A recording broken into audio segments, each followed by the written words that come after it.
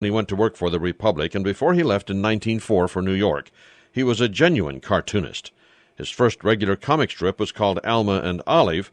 Later, he called it a terrible mess, and he said it wouldn't get by a high school editor today. McManus created a number of comic strips before he finally settled on Maggie and Jiggs. He had one called Snoozer, and another one known as the Mary Marceline. He began to adopt his familiar style with a series called The Newlyweds. Comic strip historians Pierre Coupery and Maurice Horn said, this being a period of interest in creatures of primitive reactions, the Newlyweds baby is a nasty little creature who is continually bawling and whose parents would do anything to make him happy.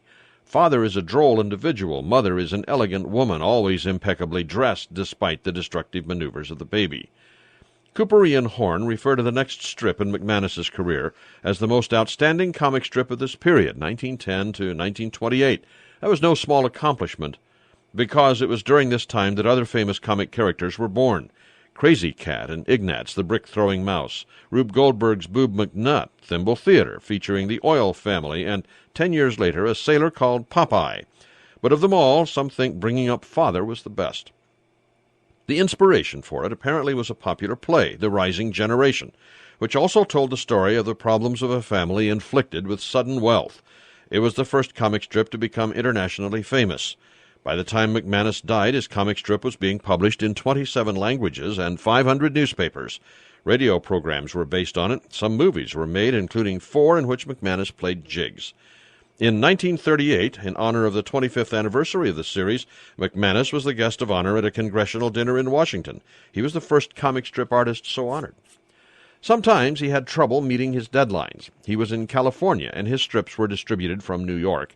And this was the early days of airmail service. Sometimes a plane conveniently would crash somewhere, and he would quickly send a cable to his publisher in New York explaining the crash and the delay, all of which worked fine until one day he claimed his work was on the way to New York on a plane that had crashed while flying west. But he got away with it. The comic strip is still unique, still published in some places. Jiggs, who's never forgotten how to be common despite the mansion and the tuxedos and his insufferably stuck-up wife, continues as world favorites. Unlike many other comic strips that die when their creators die, this one has continued, drawn by other artists, in the spirit of the originator. It's an American institution that's been one since its creation in 1913 and has lasted since the death of George McManus of St. Louis on this date, the 22nd of October, 1954.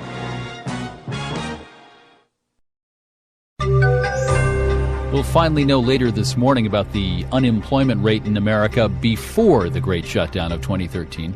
Investing, renting, sending your kid to college? Listen to the Marketplace Money podcast. Find it on iTunes or at marketplace.org/podcasts. From 8 p.m. in New York, I'm David Brancaccio. We'll have the global perspective on business and economics in a sec. But first, in about an hour and a half, we'll get the U.S. government's employment report for September. It was supposed to be out nearly 3 weeks ago and on a Friday by tradition. But furloughed Department of Labor statisticians were not allowed to crunch the numbers in a timely fashion.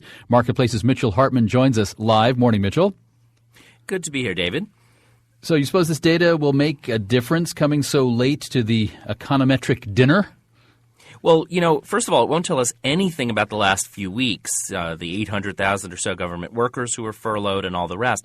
That's going to land in the October employment data, which, by the way, will be kind of unreliable, again, because of those statisticians at the Department of Labor who were furloughed. For September, we're expecting about 180,000 new jobs, unemployment holding steady at 7.3%, basically steady as she goes, kind of mediocre as she goes. Mediocre. And what comes next, though? Just like it seems the stock market shrugged off the whole debt ceiling government shutdown and then rebounded, you think the job market might do the same? It's not clear. Businesses may hold off on hiring. There's a new debt ceiling deadline early next year. But Bernie Baumol at the Economic Outlook Group says that the business people he talks to are surprisingly upbeat, and they're also kind of jaded. Business leaders are increasingly tuning out all the gridlock. They're tired of the 11th hour votes that always seem to pull back the U.S. economy from default and economic catastrophe. What they see is really some underlying strength in the U.S. economy. And so one thing in all this, with the data collection likely to be muddy at least through December, the Fed's likely to hold off on doing more on interest rates and bond buying maybe until early next year. A key point. Marketplace's Mitchell Hartman, thank you. Now let's check the numbers.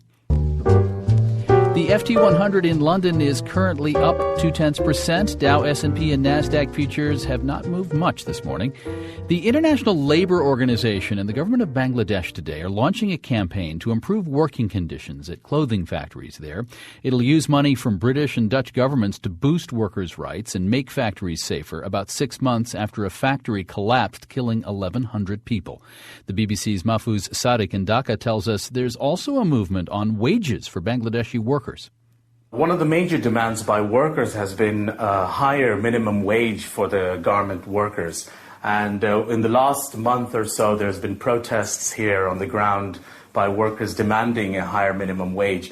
There is a government-appointed minimum wage board which is supposed to announce its findings and propose a new minimum wage in consultation with the workers, the manufacturers, and other quarters. That decision was supposed to come this week, and now it's been pushed back to Sunday next week. So that's being eagerly watched. Bangladesh is second only to China in the production of finished clothing for export.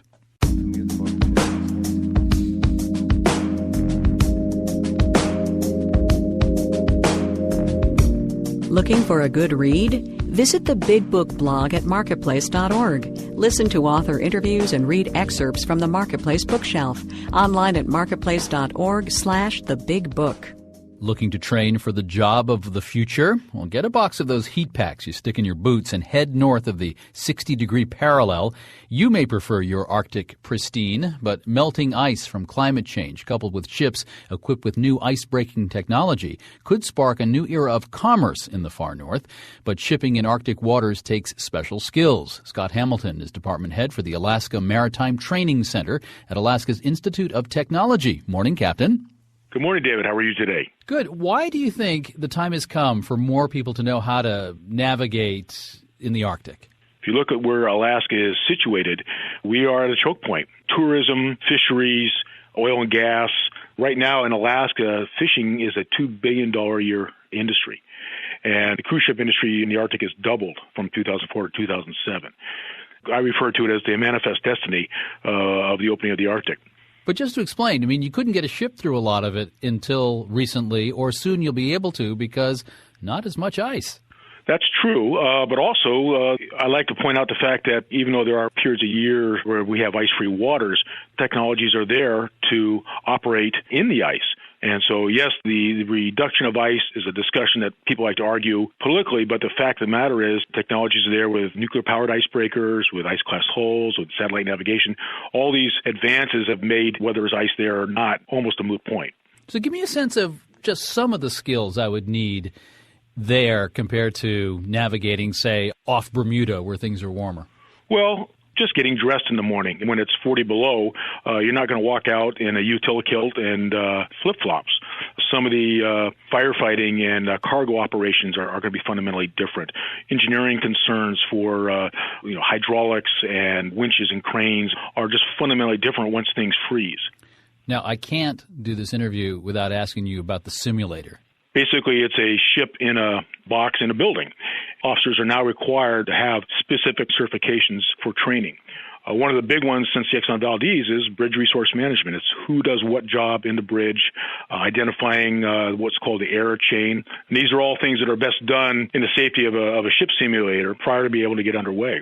Captain Scott Hamilton at the Alaska Maritime Training Center at Alaska's Institute of Technology. Captain, thank you. Thank you very much. And could there be a seamy tale of skullduggery and corruption involving the innocent little kiwi? A third of the kiwi fruit in the world comes from, of course, New Zealand, and most of those via a cooperative there called Zespri. Now there's word that the anti-fraud office in Auckland is looking into something potentially bad at Zespri. The growers' co-op told the Wall Street Journal it hasn't been contacted by authorities, and they don't know the scope of the investigation. In New York, I'm David Brancaccio with the Marketplace Morning Report.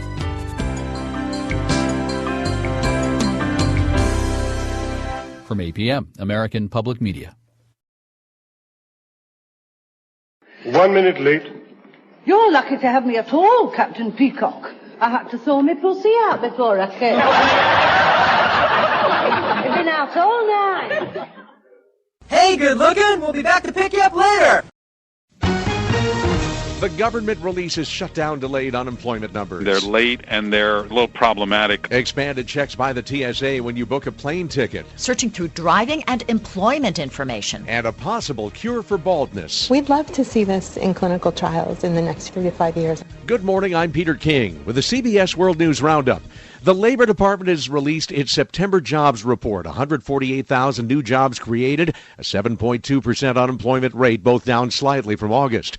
Nariman Baravish is chief economist for IGS Global Insight. The economy seems to have lost a little bit of steam as we've gone into the autumn. This is even before the government shutdown, which delayed this report by about 2 weeks. Baravish says what we hear today may not reflect what's actually happening. The September numbers are distorted a little bit by seasonal factors, and the October numbers are going to be heavily influenced by the shutdown, and we won't have a clear sense of what's really going on until November and December. It's not even Halloween, but holiday merchandise is already out in many places, and there are conflicting predictions on just how much money Americans plan to spend this season. CBS's Heather Bosch has been sorting it out and joins us live. Heather? A Deloitte survey shows holiday shoppers plan to spend about $421 on gifts. That's up about 8% over last year. But Doug Whiteman says Bankrate.com found people are still clutching their wallets tightly because they're worried about the economy and their paychecks. The key, Bankrate conducted its survey during the government shutdown. The more optimistic poll was taken before. People are very much influenced by what's happening in the moment. CBS News business analyst Jill Schlesinger. So now with the government reopened, the question is whether consumers will go back to their more positive outlook and go shopping with gusto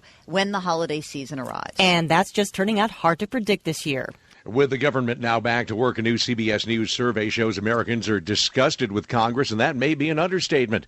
CBS News White House correspondent Peter Mayer joins us live. In fact, this poll shows Congress receiving failing grades, with Republicans taking the biggest hit. While 31% of Americans approve of the way Democrats are doing their job, just 18% back the GOP performance. Overall disapproval of congressional Republicans is up by 5 percentage points since before the shutdown. The recent budget mess made nearly two-thirds of Americans pessimistic about Congress's power to confront national issues. Live in Washington, Peter Mayer, CBS News. If you fly, you know all about TSA security screenings, but what you may not know is what the TSA is doing before you even walk into the terminal.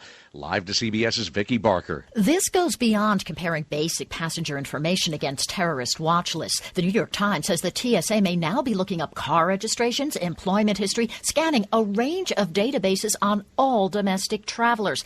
It's meant to speed things up for low-risk passengers. Problem is, the risk is determined by algorithms, meaning some law-abiding citizens now face long searches every time they fly. And privacy advocates warn any information gathered on any of us could then end up shared with everything from debt collection agencies to law enforcement. A new report says the U.S. is illegally using drones to kill in Pakistan. The U.S. government has been conducting killings with very little or no accountability to the international community or to the American public. Amnesty International's Noreen Shah with one example. A group of laborers were about to enjoy an evening meal at the end of a long day of work when an initial drone strike occurred. Now, the second drone strike that happened after that occurred when other villagers rushed in to try to recover bodies and provide medical assistance. Amnesty wants an independent investigation into those killings and others. In Sparks, Nevada, middle school students are beyond stunned after one of their classmates shot and wounded 2 students, then killed a teacher who tried to stop him. He was an amazing teacher. He taught students in ways that I never seen. He was tough, but he had a really soft heart. The 12-year-old shooter killed himself. There's no word on what his motive may have been, nor how he got the gun. The teacher he shot was a former National Guardsman who served 2 tours of duty in Afghanistan. San Francisco Bay commuters have their trains back. The BART strike is over. General Manager Grace Kruniken. We compromised to get to this place, as did our union members. The walkout began last Friday, leaving some 400,000 commuters looking for other ways to get to work and back. California Lieutenant Governor Gavin Newsom says after 2 strikes in 3 months, enough is enough. This has got to be the last time this happens. I think everyone's fed up.